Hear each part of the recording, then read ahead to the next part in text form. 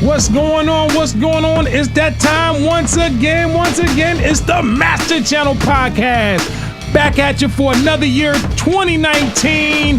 I am DJ Widebody. And I'm CX the producer. And this is the Master Channel Podcast, where we discuss the ins and outs of the hip-hop culture, both technically and theoretically. Ladies and gentlemen, it's been a crazy year. What's going on, my brother CX? What it do, man? Happy New Year's to you, man. Happy New Year's, my brother, man. Never year around the sun. Never turn around the sun, my fault. But we're going to make this thing happen this year, and thank God for another one. Yes, sir, man. I've been waiting a long time, man. You know, a lot of things have changed, a lot of goals, a lot of new goals, and this is one of them, man. Get this Master Channel off the ground where we just, you know, talk to DJs, producers, engineers, anybody that's in the music field, man. We sit down, we have a conversation amongst men, and, you know, we're back, man. We're back. And the first guest we got for the new 2019 Master Channel, ladies and gentlemen, all the way up in Flint, Michigan, where it is bare cold up there. Ladies and gentlemen, let's welcome our comrade from Flint, Wallace. What it do, Wallace? What up? What it do, my brother? How you holding up there, man? Heard it's about 2 degrees up there, something gun, man. Yes, it is. Freezing. I'm actually from Flint, but I'm in a suburb of Detroit. Okay, no doubt. You know what I'm saying? I'm right outside of the D. Shout outs to the D. Shout outs to Flint. No doubt. Shout out to the Detroit. Shout out D. Word up. A lot of hot cocoa being circulated up there. Straight up. Oh man. Trust me. We were talking before, and I was saying how I'm even ashamed to let you know what the temperature is down here right now. It's like run around 40 to 45 degrees, which is not even worth saying, but you guys need to maintain up there, man. The warmth will come soon enough, my friend. Yeah, not next week, but we'll see. We're doing 26 up here.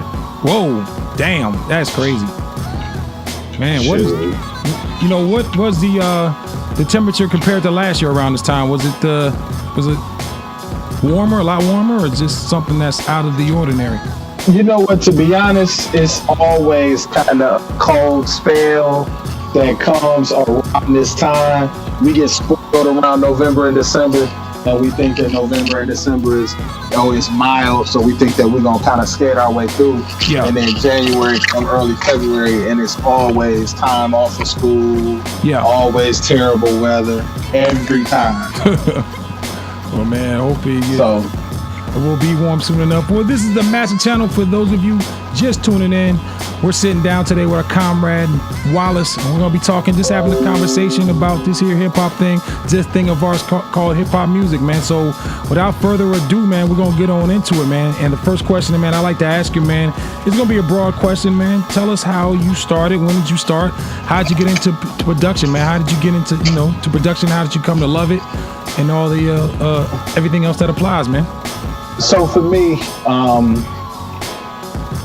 always was interested in music since I was little. I was born in 77. In 81, 82, I can remember reading the Jets top 20 singles in the barbershop. Mm-hmm. That was one of the ways I learned how to read. Always had this obsession with music, came up through all of the Mantronics and Kraftwerk and Word Up magazine and the Spike bracelets and Cool J and all that. So, started rapping a little bit back in like 88, 89. And just learning about politics, records, hanging from the ceiling over my boy Double J house. Okay. Make a long story short, by the time I went to college, I went to Eastern Michigan to study telecom and film, and I fell in with the underground radio up there, started doing some stuff there, ended up doing an album, had a mentor that was the producer and the engineer there, and Calvin Miller. I don't know where he is now. I've been looking for him for about a year. So did that, started a label, Point Game Entertainment, put a record out, sold out to Trump a little bit. And then when I was doing the album, I learned about engineering, I learned about production. We had an XP50 and a Master Track Pro old Mac program. And echo, man. I keep hearing the echo. Pause. 511, pause. What's going on? I keep hearing the pause. Hold on, I keep hearing the echo. You got your monitors on, why? Nah, I'm off, man. 1, 2. Yeah, I'm off. 1, 2. Yeah, I'm still hearing Yeah, it. you got an echo. Wallace. So, hold on real quick. Right. I'm trying to see where... Sounds like a little bit of flanger in there. It ain't nothing that's feedbacking like crazy. Yeah, it's a delay for me, though. Okay. It's, I'll say something, then like a half a second, it'll say it back. Okay. Let me see. Hold on. Let me see. 2. 1, 2. Say something. 1, 2. Yeah. It's the same thing way I'm hearing it. I mean, hey, 1, 2. Let's try this. I mean, just keep going. Hold on. Just do it. You're gonna have to do it. You're gonna have to turn yours down a little bit. Nah, I can't hear nothing. You can't hear us? 1, Hello? 2. Yo. Hello? Yo. 1, 2. Hello? We can't hear you. I can hear you. We can hear you. Hello? We can hear you. We can hear you. Hello? Yo, can you hear us? Nah, I can't hear nobody. Hey, why about it? Yo. I can't hear nobody. Why don't we hang just out? do a Google Hangout? All right, Hello, 1, 2. We're gonna go over the Hangouts. We're gonna go. If you can't hear us, we're going to Hangouts. Hold on. 1, 2. Wallace, we're going to Hangouts. You hear us? Send me a message real quick. 1, 2. Yo, 1, 2, 1, 2. 1, 2, 1, 2, 1, 2. You're not echoing. I am though. Hey, we're gonna go to Hangouts real quick. All right, bet. All right, see you over there. All right, peace. Fucking Skype, bro.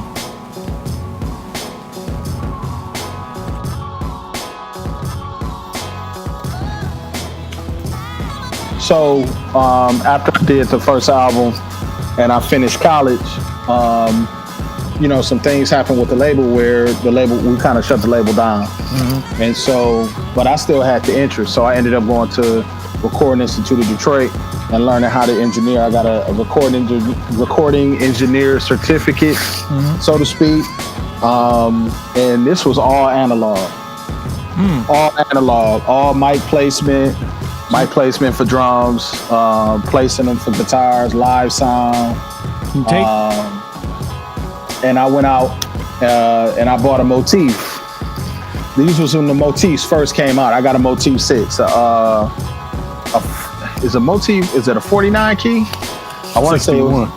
Yep, it was a 61 key.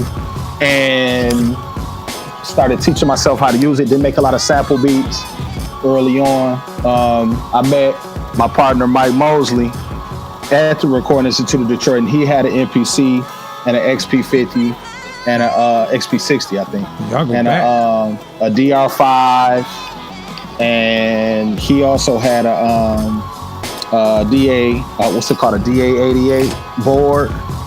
So he brought his clique, his buddies, artists, and I brought mine that I had accumulated from college, and we just became cool. We did a whole bunch of music. We recorded a whole bunch of music from about 2002 to about 2005. Damn. No, about 2002 to about 2007. And then I was a teacher. So by that time I was teaching. And I was using hip hop in my class all the time. 24, it was a known thing that every year at the end of the year at our graduation, because I was teaching upper elementary at the time, 5th grade, 6th grade.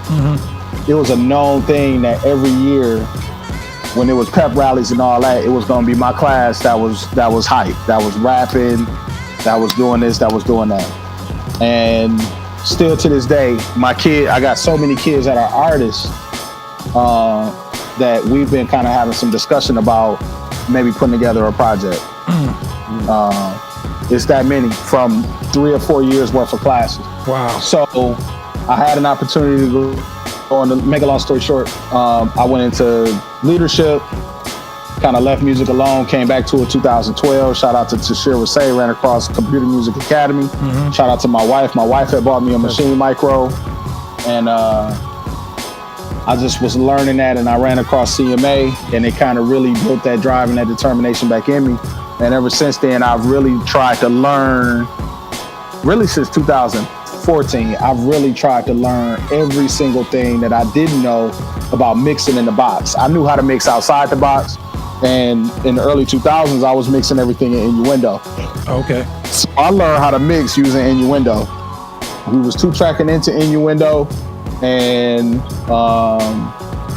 yeah, that's how I learned how to mix. That's how I learned how to record vocals. And really, I just used cats as my guinea pigs, and it taught me a lot. So now, you know, that's kind of where I am. That's what's up. So these kids, let me ask, these kids, were they susceptible? Did they gravitate towards the, you know, because I know, you were saying like a lot of them are artists. Obviously they did, but, you know, did you have any that were kind of standoffish when it came to, you know, basically opening up and becoming artists or producers? Because I know you talked about that in the past, having the lab and stuff at the school and stuff. How was that? How did that come about? So you know, the kids back in the day who I was dealing with, I kind of let them kind of figure out whether or not they wanted to, you know, be in the shows, this, that, and the third, or this, that, and the third. It was kind of more interest based. But when I actually ended up going to River Rouge High School, we built a music production program there where kids was making beats every day. And I mean, it was a full-fledged class, but in the process, kids was learning other things. So of course you had kids that was really, really strongly into it. You know, you also had kids that it was an elective class, they kind of got put there. So my big thing as an administrator was, you know, how can those kids who not showing that acumen or that interest towards the actual use of the technology and the actual application of musical theory, maybe there's the opportunity to expand their knowledge about the business side of music, or you know, the opportunity to study the trends and study the music itself as a self-reflective opportunity. So now I'm at a place where we built this program without really having a really strong theoretical framework behind it. So now I'm back at Eastern Michigan University getting my PhD, and my focus is on using music technology to teach kids math and science concepts and to teach them other transferable skills no matter what field they go into. Wow. So you can learn a lot by learning how to use a DAW, about technology, about software, about user interface, about all of those things. So even if you ain't musically inclined, you still getting that technological know-how that can be applied to a number of different things. And we all know math and science careers is paying. Right. Serious, you know? So that's my work right now, and it's been the joy of my life to be able to work with kids and still work with music at the same time. That's dope. It's funny you say that, because I mean, when you brought up you know, teaching them how to use a DAW, because it's one main thing that a DAW has that's transferable, that it's been here. It was a standalone action. It was actually a standalone application that a DAW has incorporated in. And that standalone application is word processor. Okay. You know what I'm saying? Because you're going to need to learn how to use a word processor, basically, which is copy, paste, cut. You know what I'm saying? All that, it's embedded in almost every other software that you can find. Absolutely. And our kids was using Reason as the choice. And really, it was kind of in place when we kind of came to the table, myself, and shout out to Travis Bean, who is the actual instructor of the class, the best music production teacher there is, bar none, and the best musician I've ever seen, bar none. But Reason is different, and I think Reason is more difficult to learn than Cubase, Pro Tools. I think it's more difficult. Why? because the interface is so. I think that Cubase interface, Logic, Studio One, their interface is all pretty much the same. You know what I'm saying? It's just the little intricate tools and being able to speak the language.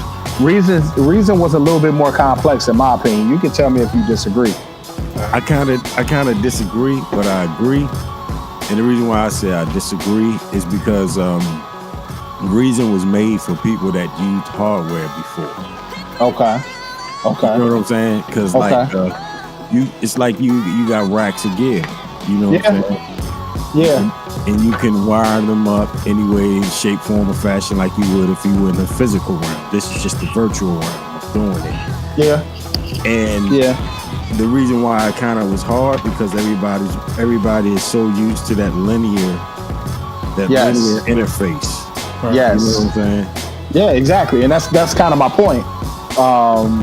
You know, my partner Mike Mosley, he started with Reason.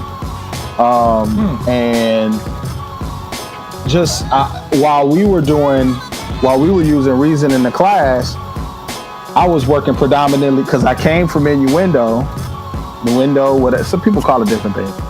But for me, Cubase, I use Cubase for the last 10, 15 years. And new Pro Tools, new Reaper a little bit, new Studio One a little bit.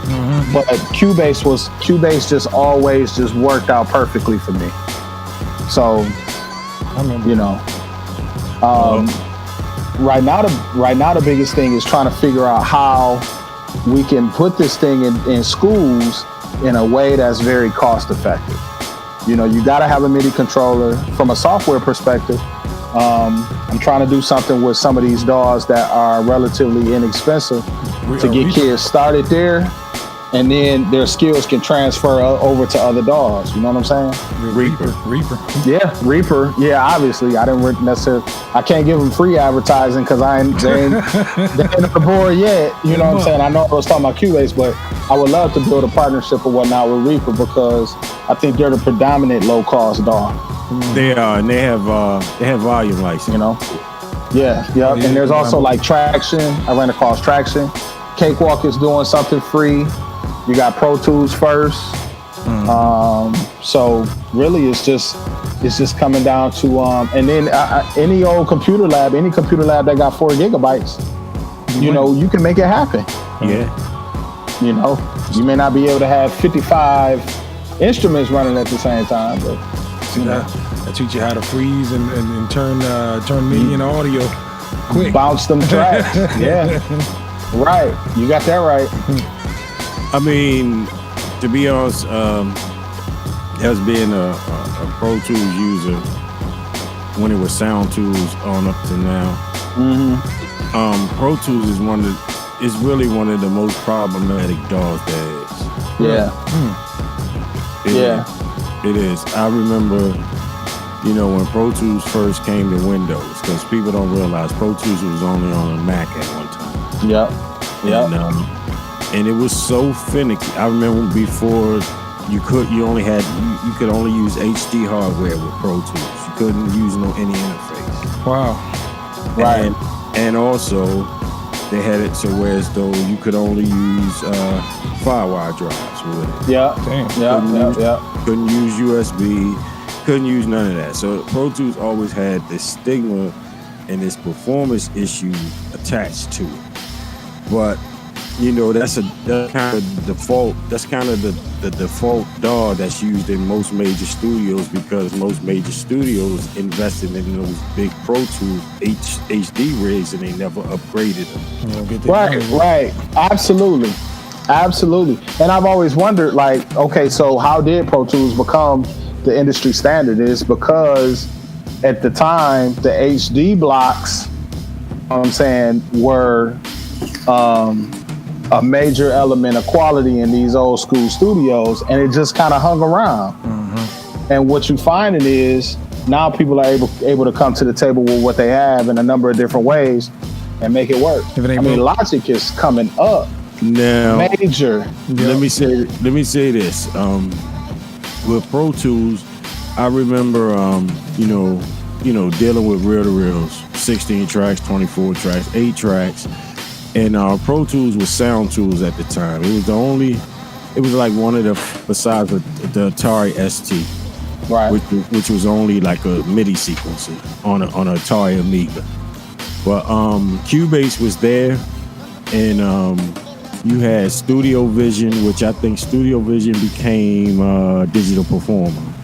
Okay. And so the reason why that it was the first, Pro Tools basically was the first DAW that allowed SMPTE and all that stuff, to, so they could lock it to tape.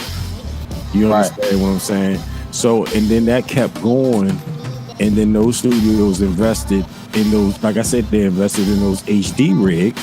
Right. So as though because big studios, major studios do not upgrade their equipment. They want a turnkey system. When it works, it works. Ain't broke, don't fix it. So. Right. I mean, you got a lot of options, Wallace, to implement in the school. You know what I'm saying? But I mean, to weed through all that, that's going to be the big dilemma. Yeah. I mean, to be honest, the generation, I've looked into people who are making beats on their own. That's coming out of this age. And a lot of them is using FL Studio. Mm-hmm. And so, I haven't really been a big fan of FL Studio in the past just because of a lack of exposure. I had it a long time ago, just really didn't get into it back when it was, it was like FL7 or something like that. This was before I stopped producing.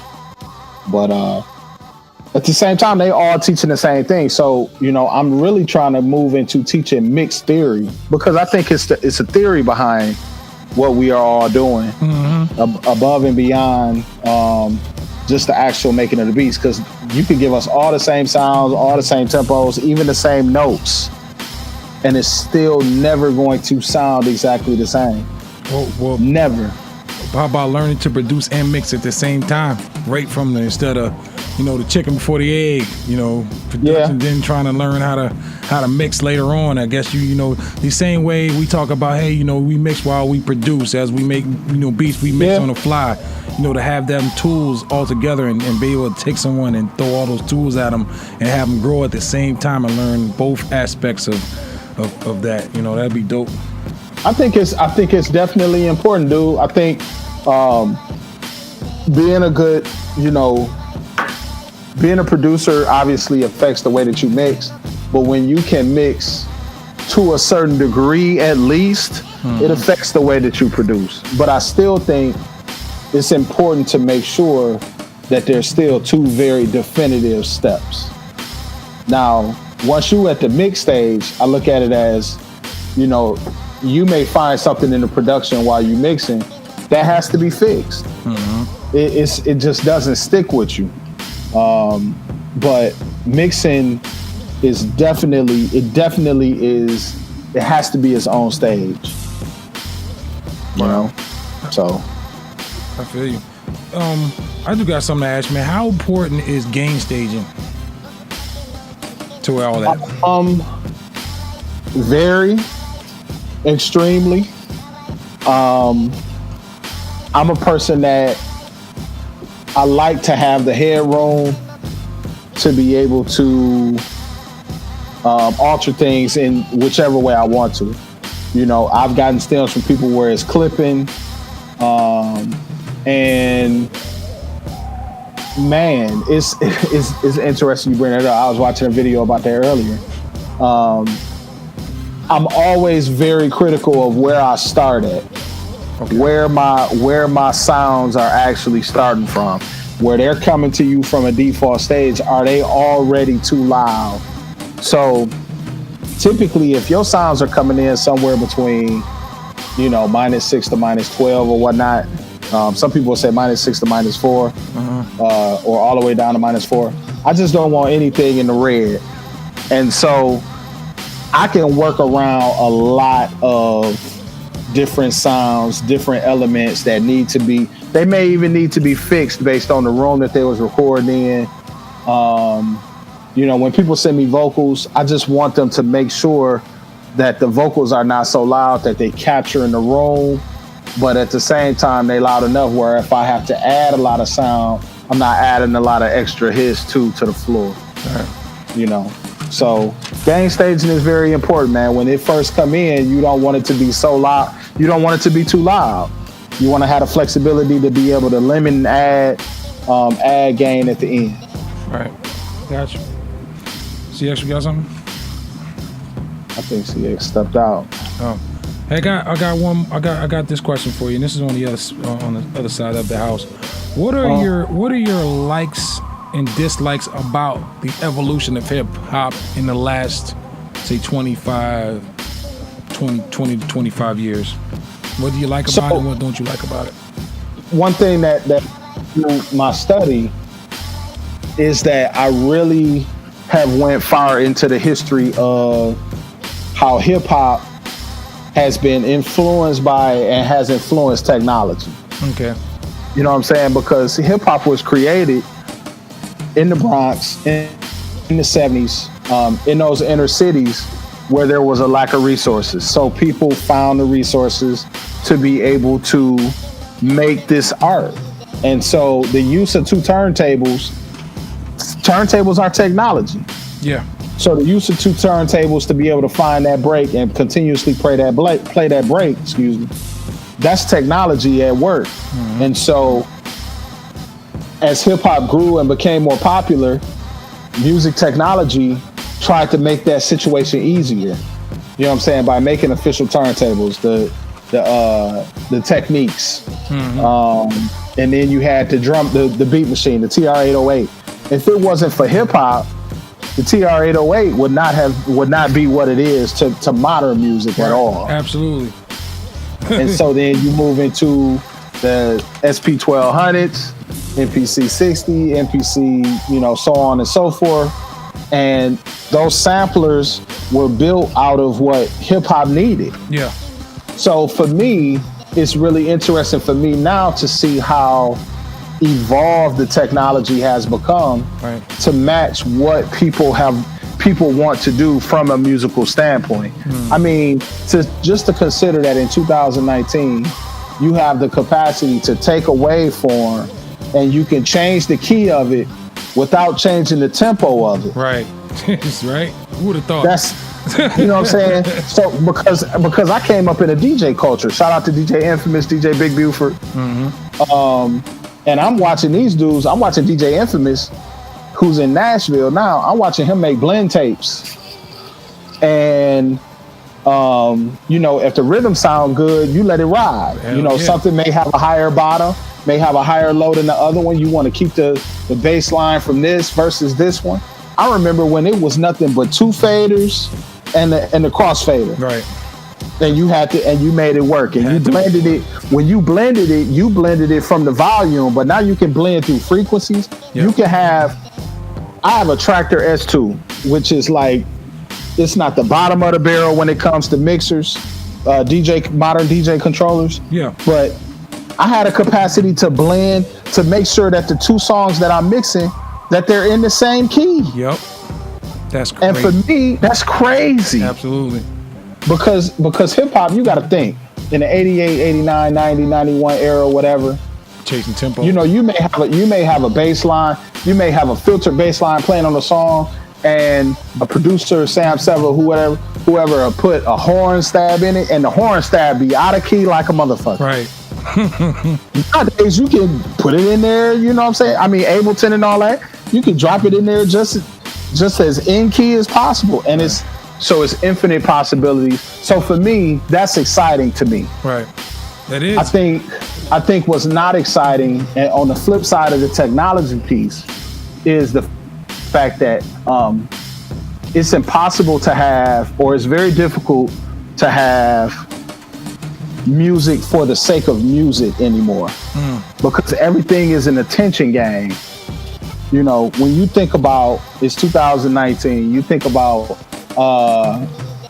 somebody like Tekashi 6ix9ine or whatever. The emphasis was never on his music. It was on all of the other bullshit. It was on all the other fuckery. But at the same time, what's beautiful about hip hop is we're not obligated to just focus on that. That's not all we hear. That's not, when it was 80, 85, 80, 84, 85, my only access to hip hop music was through The Wizard on WJLB in Detroit. And I'm 50 minutes north of Detroit. So we twinkling with the tuning, trying to make sure we, and we recording the mix. Shoot, that was man. my access to hip hop. And my access to hip hop also was, you might have had a Profile Records drop Run DMC album. Mm-hmm. And it was the only hip hop album you had. And you like listened to it front and back forever. Yep. Like Raising Hell on my block. Oh my God. Raising Hell. I know that album by heart. Man. You know what I'm saying? So, but now you have so much access to so much music that you can pick what you want, man. Yeah. You know what I'm saying? I'm an older cat.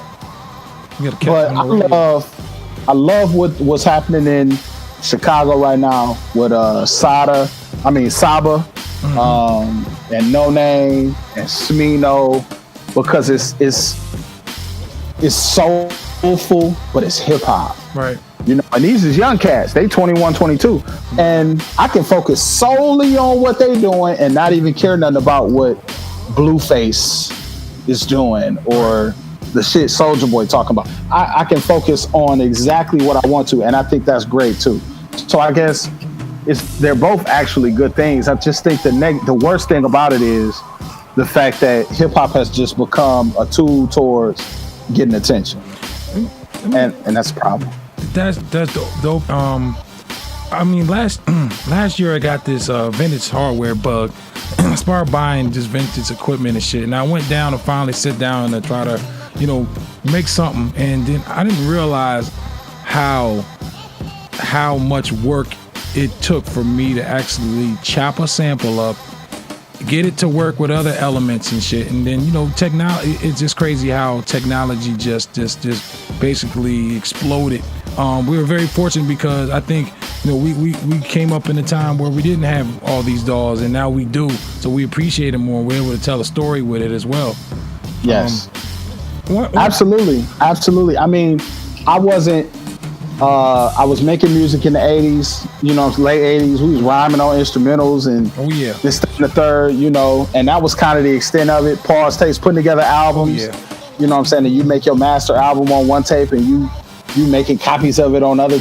You got a dual tape deck. If you had a dual tape deck, you was the man. Man, you know what I'm saying?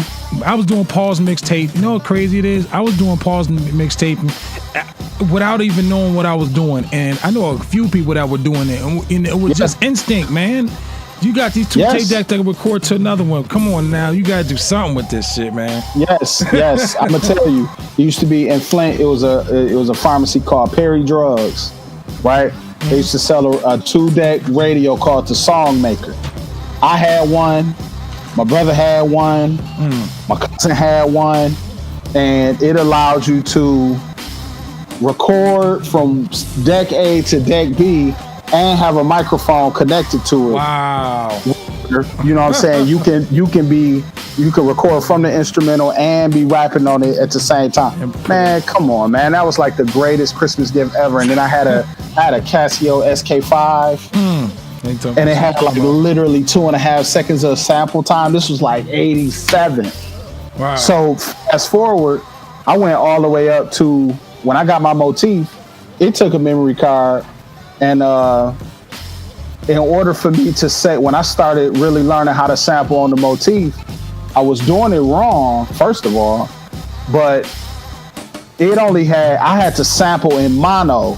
Mm-hmm. I would sample in mono, and I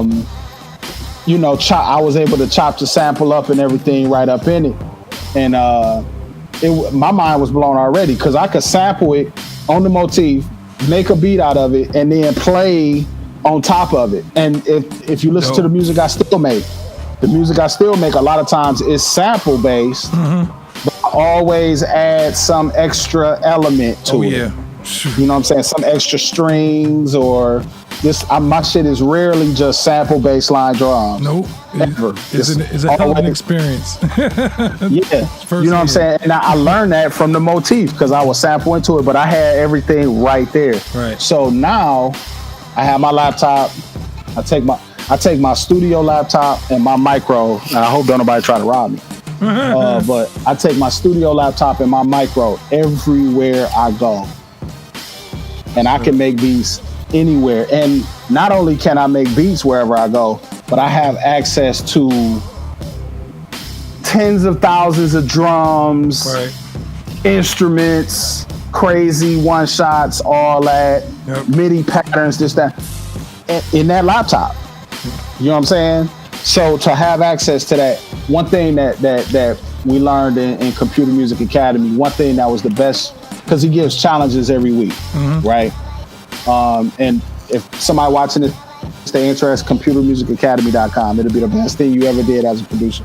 But what one thing he did is he will make you limit yourself to one kit, right, or one instrument, and make the entire beat out of that. And because we just have too much choice. Yep.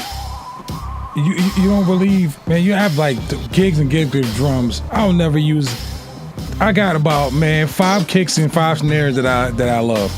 I'll never use nearly what I got, but it's just, I ain't never have it coming up. We had to go use records to find drums and shit now, you know, and VCR tapes and whatever we could, you know. So man, it's a beautiful thing to have. And yeah, shout out to CMA as well. Just say out there, definitely. I was there for a little time, and yeah, it does push your boundaries, man. It keeps you working, keeps you busy, man. You're not just sitting in the wind. But definitely a good thing. Yeah. Upcoming producers, you guys want to be better producers, and you know, and challenge yourself, man. You know, always gotta be a challenge, man. To me, this is my opinion. Yeah. Always gotta be challenging yourself. And let me ask, I'm just curious, man. I always wanted to ask you this. You know, being in education, and you know, like first you say you started off in elementary school, then you went to administration. Do these kids, having these kids around you, man, do they keep you young at heart, man? Yeah, I mean, you stay, I hate to say you stay hip, but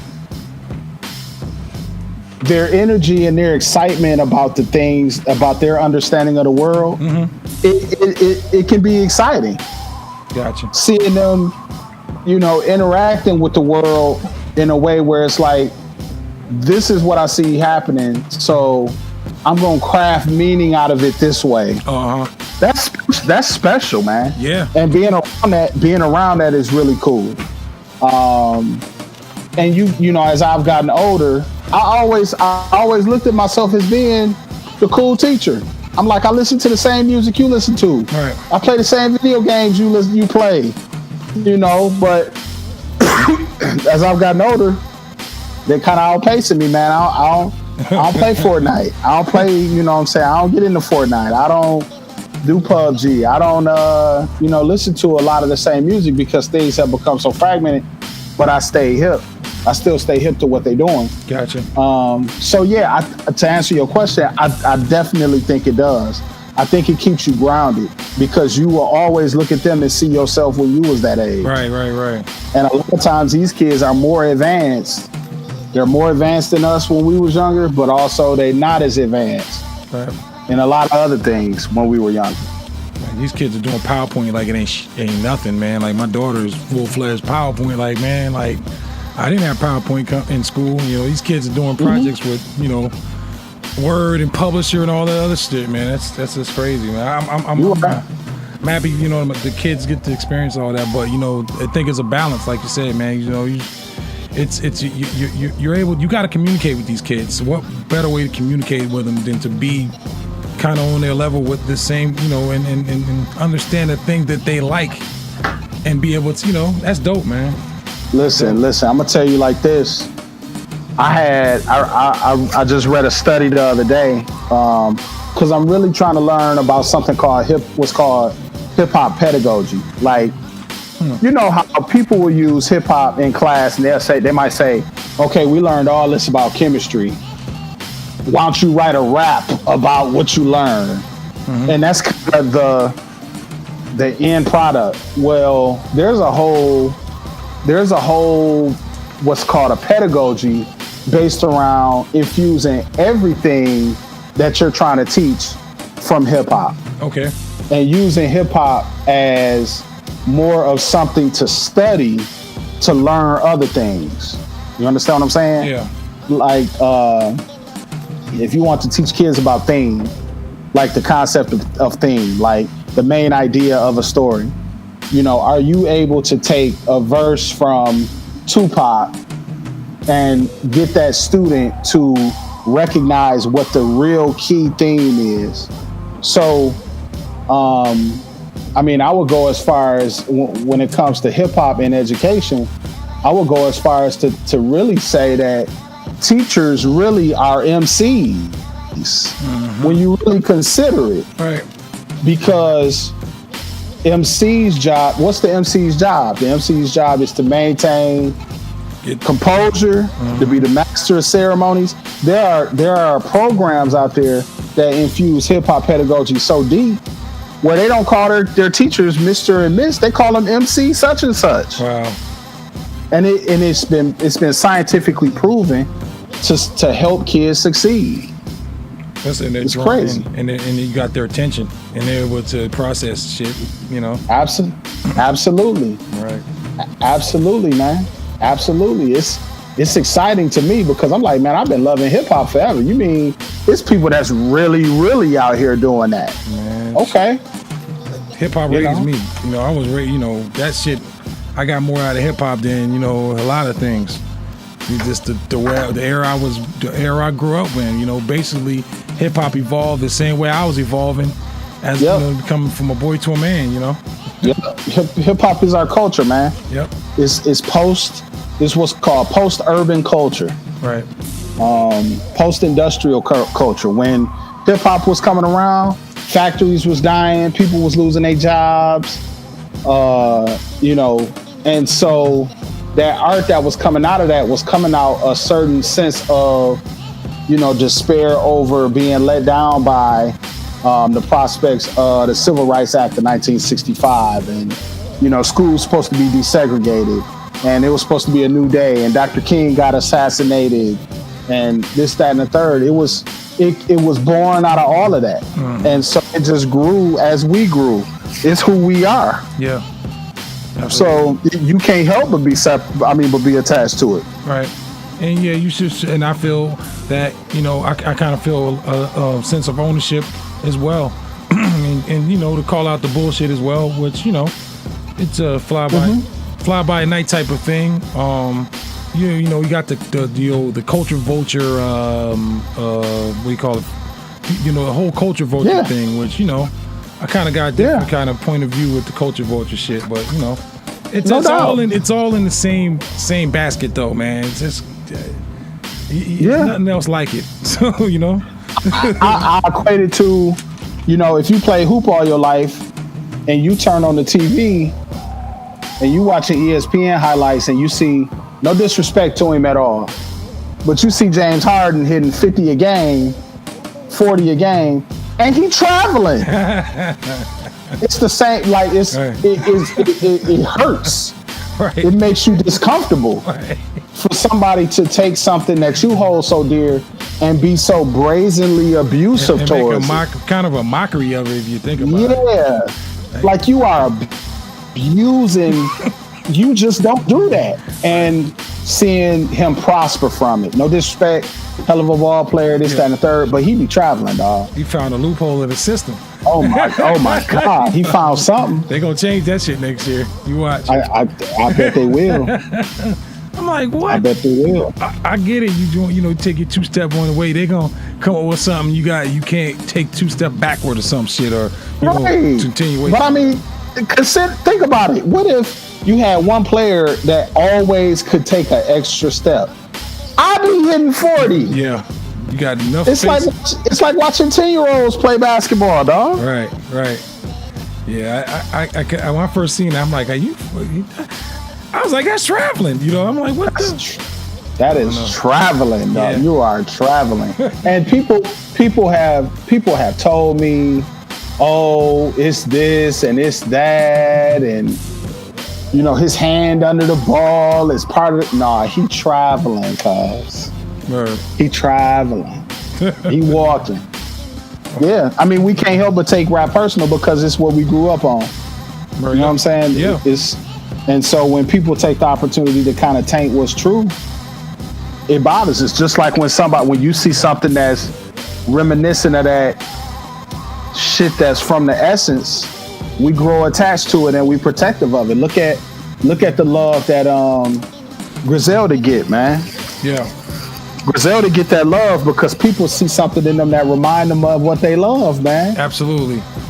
First I heard them brothers, man, he took me back a little bit.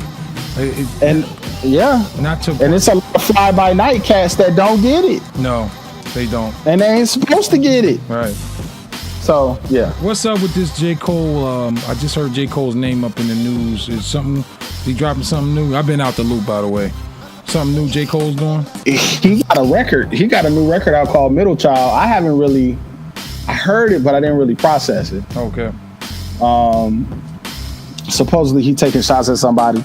The bigger thing he did for me is when, he puts out a compilation every couple years, but this Revenge of the Dreamers thing, he invited hella producers, hella artists to one place, and they just made a whole bunch of music. And some of it may go on the compilation. That's dope. Some of it may go on other people's projects. Some of it may go in the vault. Who knows? Right. But for me, that's electrifying to me. That's evolving. That's evolving, man. I'm cool. That is because just like Jazzy Jeff, what Jazzy Jeff does with the whole what's it called, Chasing Goosebumps piece. That's special, and I think that what's beautiful about it is it gives people the opportunity to get back to the essence of why you making music. Yeah. Music has become so synonymous with money, and you have this bravado and shit that you got to keep up, that people get away from how important it is to collaborate, how important it is to be creative, how important it is to take chances, how important it is to try new things. So for me, that's the type of stuff that I want to be associated with. Right. That whole collaborative element, putting people in the room together and seeing what comes out of it musically. Right. Yeah, I think that's dope, man. And you got, I always say strength in numbers, man. You got talented cats coming together. Something's bound to happen great, and what's that word I'm looking for? Something great and monumental. It's especially with this hip hop shit. Like you said, it's always about pushing the envelope, man, and going outside, coloring outside the line, man. That's why I love this thing. I just love everything about it, man. It's dope. No doubt. Just think about fucking the album that Dirty Old Man just put out. Yep. And how those two records, that Grown Man Strength and that People Need Things, those records came directly from collaboration. Yep. In that Airbnb. Yep. Direct from collaboration. When I walked in the door, I started writing that Grown Man Strength. The beat was playing, and I started writing it. Mental started writing. Yep. And then that People Need Things, Mav was messing around with Mental, and they was kicking it down there, and he started making that beat, and we knew that beat had life. Shoot, you ain't lying. That it was alive. It was already alive. When we heard it, we knew it was alive. And so, Mav and Nat Black talking about collaboration. That collaboration there is dope. I need to hear more and more out of them, man. That's the perfect fucking match that you could ever possibly. Man, these guys are from two different areas. They come the way they met each other and started working together, and they just go together, man. That's just fucking magic, man. That fucking album is a classic, period. Esoteric. Classic, man. Classic. The Esoteric is cold. Yep. They got chemistry, man. They have a rare chemistry, and that's hard to find, man. Absolutely, bro. That's definitely a hard thing to find. I don't think I've ever asked you, man. Who are your? Give me your top 5 producers of all time. Could be any level, could be local, national, different genre. Doesn't matter. Top 5 producers of all time. Yep. No order. No order. If I could say number 1, to be honest, for me personally, it was the Bomb Squad. Okay. Hank Shockley, Carlton Ridenhour, along with my favorite album of all time is America's Most Wanted by Ice Cube, because it perfectly matched these two kind of fighting archetypes in hip hop, and this gangster persona and this political persona. Yeah, it matched them perfectly in this soundscape that was very chaotic. And so the Bomb Squad sampling was crazy, and their ability to create mood was what I always stuck to. So I would say the Bomb Squad. I've always been a huge fan of obviously Dr. Dre, and I would go as far as to say Dr. Dre and Daz. Okay. Because I think that they're the ones who kind of really more Daz than Dre probably. Yeah. They're the ones that really created that death row era sound. Yes. You know what I'm saying? Daz, I think, is one of the most underrated producers ever. Absolutely. And I'll say that I'm gonna cut you off. That America's Most Wanted was also a risk because Q went over to the East Coast to cut that. Anybody cats wasn't doing it like that. He did. That was a risk, man. That shit paid off too. He did, but him being a raw lyricist was one thing, but for the production to be as heavy as it was, it just made the entire experience just crazy, just beautiful. Yep. I gotta say J Dilla. J Dilla created a style of music. Neo Soul for me, Neo Soul is because of JD. Okay. There would be no Erykah Badu, Jill Scott, all of that entire music soul child, late 90s, 2000s, filtered bass line, claps on the snare, Rhodes. There wouldn't have been none of that without JD, in my opinion. I get that now. People can disagree with that. I get that now. I didn't get it before, but I have to agree with you on that one, 100%. So I say the Bomb Squad. I say JD. I got to give it up to Organized Noise. Okay. Two. Organized Noise for what they did. I mean, they started one way and they were probably the best to me at taking samples and wrapping their samples in sound. So they'll have a sample beat, but they'll have a live bass line, Preston Crump playing the bass line on it. Right. That was they number 3. So JD, Daz / Dre, Organized Noise. Who else did I say? Did I say anybody else? Bomb Squad, Dr. Dre, Daz. Gotta be the Bomb Squad. And then my last one would probably be, I've always had this thing for Bad Boy, man. Okay. And so there was a guy in the Hitman. His name was Nasheem Merrick, who was my favorite. But I like a lot of producers. I like Madlib. I like Questlove. I like Knowledge. I like a lot of stuff. But as far as those are the ones that I think probably contributed the most to what I make, what I do. Gotcha. All right, man. Well, we have this thing on Master Channel where we have it the $10,000 challenge. CX is having technical difficulties. Let's talk to him behind the scenes. People trying to log back in. We have something called the $10,000 challenge where we'll give you, we want to know if you received a $10,000 gift card from Guitar Center, and you have to spend all of it. You only got to spend it at the Guitar Center. What is your tell me what are we getting with that 10 grand, man? Today, today I would probably buy another. I'll probably buy another recording rig, like a computer, like a PC type. All right. So you get that Mac bundle. Yeah, outside of that, outside, not the bundle. But I would get another. I would probably get another computer or whatever. Gotta be a Guitar Center. It's gotta be a Guitar Center. It got to be gear. Gotta be a Guitar Center. If Guitar Center don't Oh, sell it got to be a Guitar Center. You got that right. Okay. Probably some NS10s. All right. Probably. I would probably go ahead and get an X. All right, 24 NS10s. I'll give you 1,000 on that. All right. I'm really curious still about Ableton. I might get a push. Okay, that's another 700. Let me get a Newman TM107 mic. Woo-hoo, that's about 2,000. Yeah. Yeah.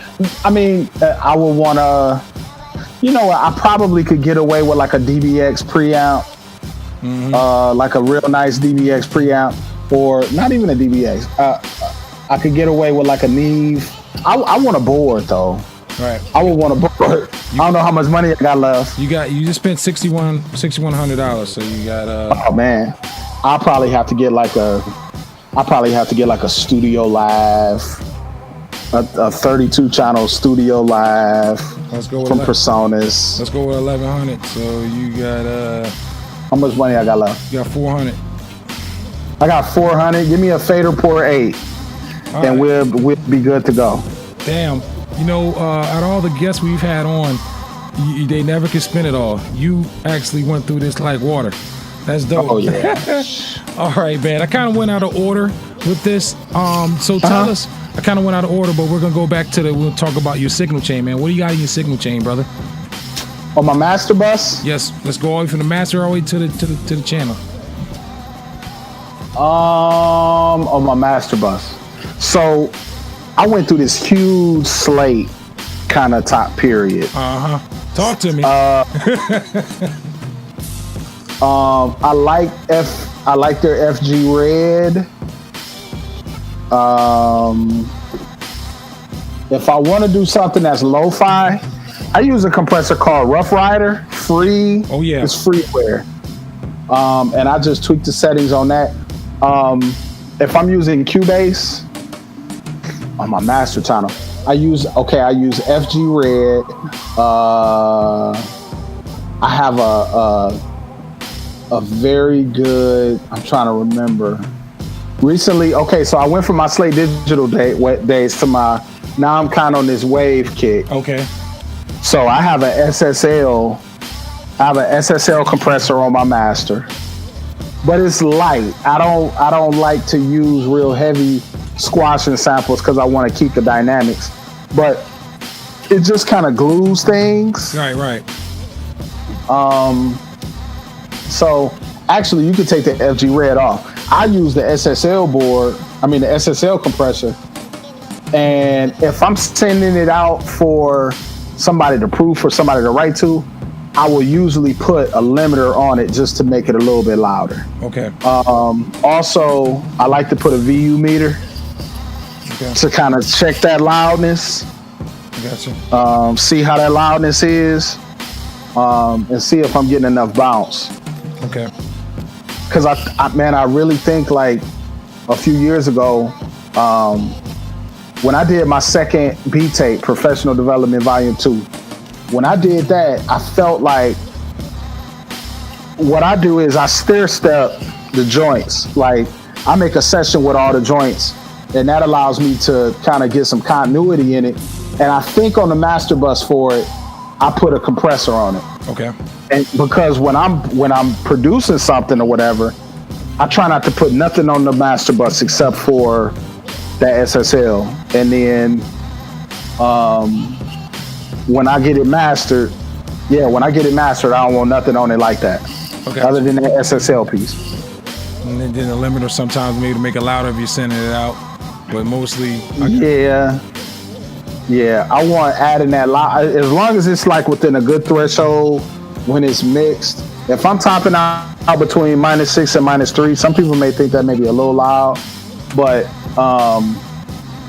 if I can add my loudness as my last step, that's what I want to do. I got you. Man, you said you had a Slate. Man, I've kind of got away from Slate, man. I gave Slate a good year and a half of my life, and I don't know. I just don't get along with them, man. I like the tape plug-in, and maybe that I don't really like to use a lot of reverb, but when I do, I like that verb sweep thing they got. But that's it. And maybe the FG, whatever the red one is on the virtual mix rack, but. Like you said, it takes too damn long to load, especially if I got projects I haven't exported yet. I got to wait like 20 years for it to pull up everything. Yeah. Absolutely, I agree. I guess what I'm learning about is not becoming too attached to anything. Yeah.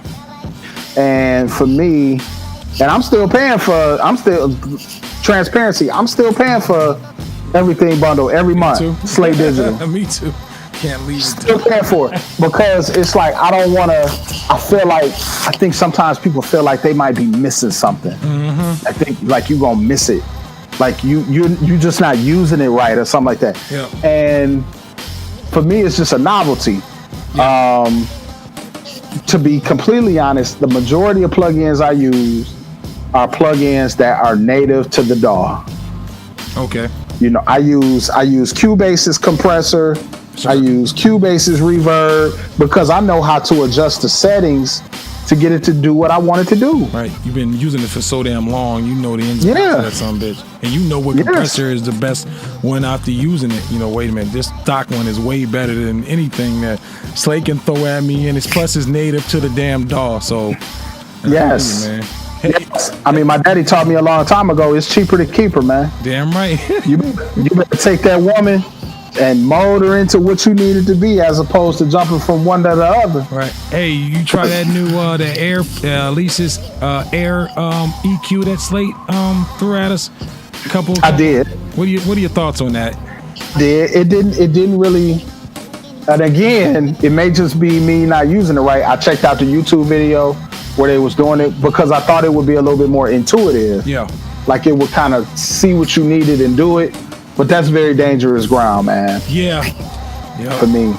You know, presets are helpful, but they cannot be the end all be all of your mixing, dude. Right. Because you can't do everything to everything. I agree. So to speak. So to answer your question, no, not really. I haven't really had the opportunity to try anything different, mostly because the majority of mixing that I was doing, I was finishing up that project. Right. And so for me, I was running that project through a lot of my normal channels and making my adjustments from there. So I haven't really got a chance to use it. And you know, all that stuff that we got for Christmas, I haven't used. Like I haven't used that break tweaker. I haven't used that stutter edit. I've only used Serato sample like 4 or 5 times. So I need to kind of pick up a new project or something to do so I can start trying out some of these things, bro. You to me, it sounds like you cracked the code. You're able to reinvent yourself when doing this as far as mixing and mastering because you already have the tools that's needed to do your job. It's just what kind of shoes you're gonna wear the next day. You gonna wear the running shoes? You want to wear some 3/4? That's a great place to be, man. Absolutely, man. And proof's in the pudding, man. You've helped me out tremendously on how just the theory of looking at things and making them sound the way they sound. So, man, that's awesome. Word up, and I'll tell you this: you have evolved a lot as. Not only as a producer, but as a mixer. Thank you, man. You've evolved a lot, and we all learning from each other, man. Absolutely. I'm learning from you. You have a very distinctive style, so I appreciate what you do. Hey, man, I appreciate that, man. Thanks, I really appreciate that. I was saying this the other day. I got about a good 10 years of training in these last 3 years. It would have took me about 10 years to pick up what I picked up in the last 3 years from all of y'all. And that's real, man. Yeah. we be learning new shit. We even know we ain't trying to learn new shit, man. Somebody's doing, it's great, man. It's a great environment to be in. I recommend that to anybody, man. Get together, y'all come together, like-minded people, man, and make it happen. You will not regret it. No doubt. No doubt. Hey, I'm looking at that everything bundle real quick. Yeah. The one thing that I will tell you that I love Revival. Oh yeah. At the end of your master bus before you finish that mix. I like that Revival. I like the virtual bus compressor.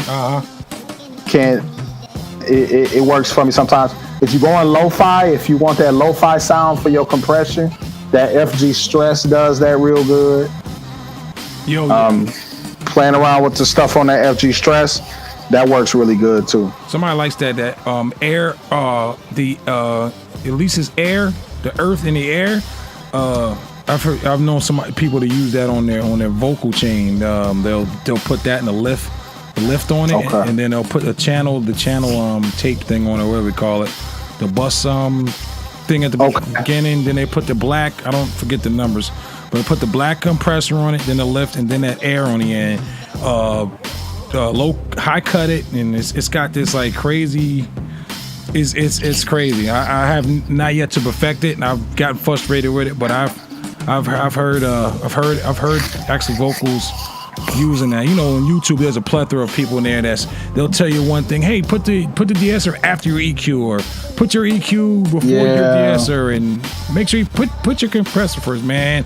I just learned, man. I take the good from the bad, and I just go ahead and set my own shit, man. You know, I take a little from here, a little from there. I really don't get wrapped up on the YouTube shit, man. I try. At first, I was like the Karate Kid when he had the karate book at the house. Reading that shit, I can't do it. It never works out. So it's all for conversations. I mean, it's good to listen. It's good to listen, and it's good to see what people are doing. Yeah. But you have to ultimately do what works for you. Absolutely. You know, so you take those little nuggets, and then you try them out, and you be like, Right. I like my vocals a little bit drier. I like, like on my vocal chain, I compress, and it may not be right. Cool, whatever right is. I like to compress, then EQ, then compress again.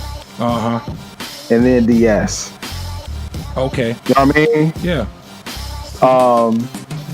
Light compression here, EQ, light compression, and there's no real reason why I may not be doing it right. Like I said, I may not be doing it correct, but come out with shit. It just came out the way I wanted it, and again, that changes based on what you send me. Right.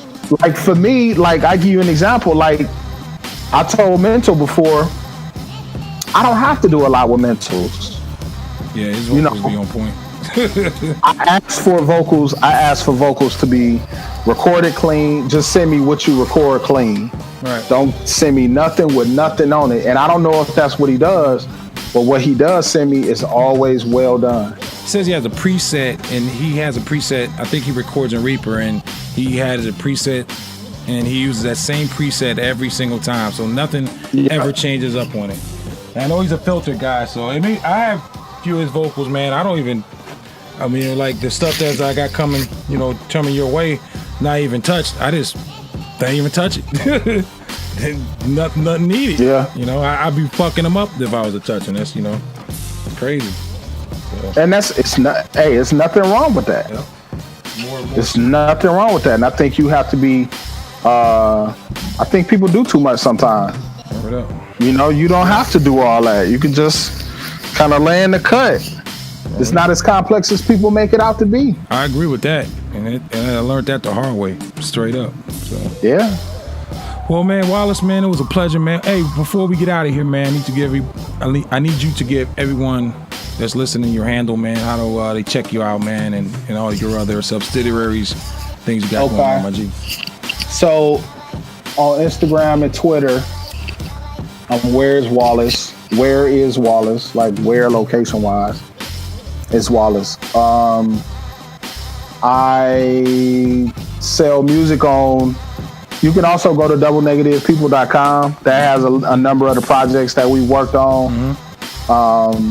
They are sold at dnpmusic.bandcamp.com. And you can also go to, I don't know how much you talked about Dirty Old Man on this podcast, Wide Body. I've heard a couple of them, but you can also go to dirtyoldmen.bandcamp.com. Those are compilation albums that we've put out. Oh yeah, classics. You know, we've done remix albums, we've done instrumental beat tapes, we've done songs with people rapping on it from the crew, we've done all kinds of different things. So yeah, doublenegativepeople.com, you can actually go there and that'll kind of give you, like, show you everywhere where you can go. So doublenegativepeople.com. What up? That's it. Oh, well, that's what's up, man. Hey, Wallace, man, thank you for coming on, man. Like I said, my man CX got some technical difficulties. We're waiting on him. He didn't pop back in, but we had a dope conversation, my G. So, man, I appreciate you for coming through, man. It's been, we're trying to get you on here for a while.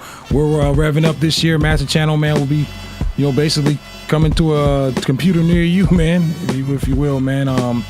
So, man, that's it, man. Any closing words? Respect the music, honor the music, and allow your free your mind and your ass to follow. Shit, I like that.